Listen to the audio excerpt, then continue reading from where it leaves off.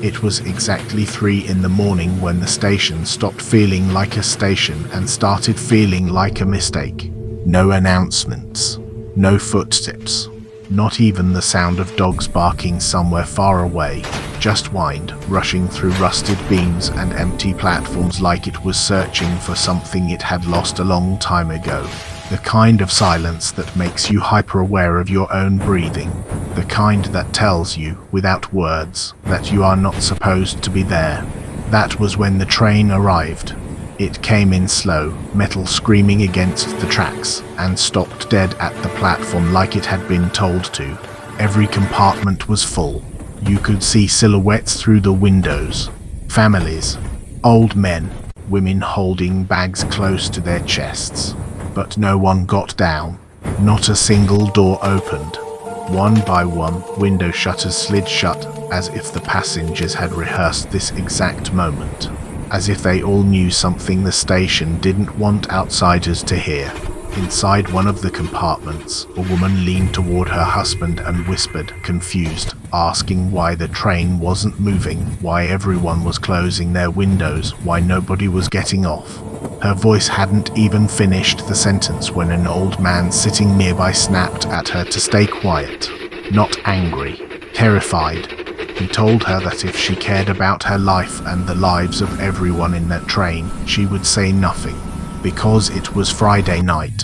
Because it was 3 in the morning. Because the tea seller and the garbage picker were outside.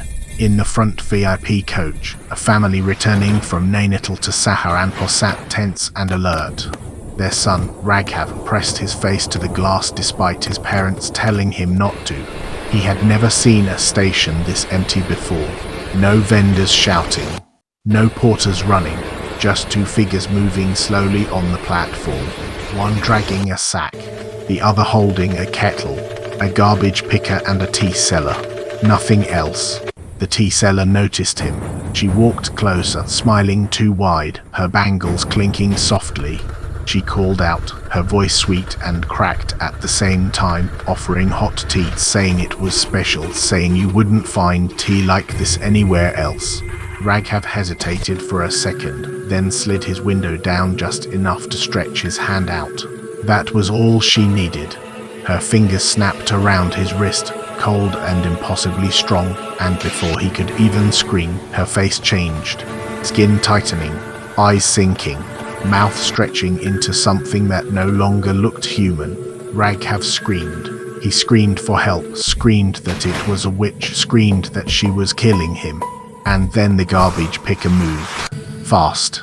Too fast. In one brutal motion, she severed his head and stuffed it into her sack, laughing, screaming that if one dies, everyone dies. Panic exploded inside the train. People cried. People prayed. People hid their faces. And when the train finally lurched forward and pulled away from the station, the old man sat back, shaking, and began to speak. He said this wasn't new. A few months earlier, 2 sisters named Rita and Sita had left Sambalpur village to go to the city. Their parents were dead. Their future was uncertain. They boarded a train with nothing but hope and fear, talking quietly about what they would do if their uncle refused to take them in. When the train stopped at a deserted station late at night, they heard a tea seller and saw a garbage picker. Hungry and tired, they stepped down. That was the last normal decision they ever made. Sita went to buy tea. Rita asked the garbage picker for water. He smiled and pointed her toward a small room, telling her to drink from there. As soon as she stepped inside, he followed and shut the door. When she protested, when fear finally caught up to her, he pulled out a dagger and cut off both her hands before killing her.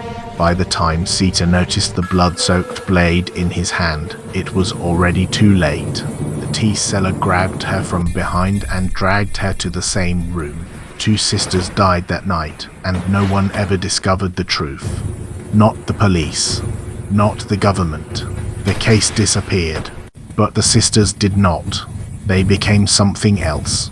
After that, anyone who stepped down at that station after 3 in the morning never returned. Hands cut. Heads taken. Souls trapped. The The old man said he knew this because he was from Sambalpur, because guilt doesn't let you sleep, because some stories refuse to stay buried. He said he had come to the city to find a way to free them. He found their uncle's house, only to learn the man had already died. Their aunt, a miller, told him her husband had always been troubled, always hiding something, always afraid. She handed the old man a document she had found in his pocket. That paper led him to a tantric, a man who listened without interrupting, then told him the truth. The sisters had been sacrificed. Their uncle, Nathuel, had arranged it to claim village land. But after their deaths, they became witches, bound to the place of their suffering. When Nathuel learned what they had become, fear killed him before guilt ever could. At exactly 3 in the morning, the old man returned to the station with the tantric. The wind howled louder. The platform darkened. The 2 witches appeared, laughing, claiming the station as theirs, warning them to leave. The tantric spoke calmly, telling them he knew who killed them. When they heard the name, their laughter turned into screams. Nathuel's spirit was summoned, begging for forgiveness, crying, admitting his crime. The sisters listened in silence, then said the words that mattered most. They wanted freedom. The tantric sprinkled holy water. Flames erupted. Screams tore through the night. And then there was nothing. Just ash. Just wind. Just an empty station pretending it had always been that way. The old man finished his story as the train sped through the darkness. And no one ever opened their window again.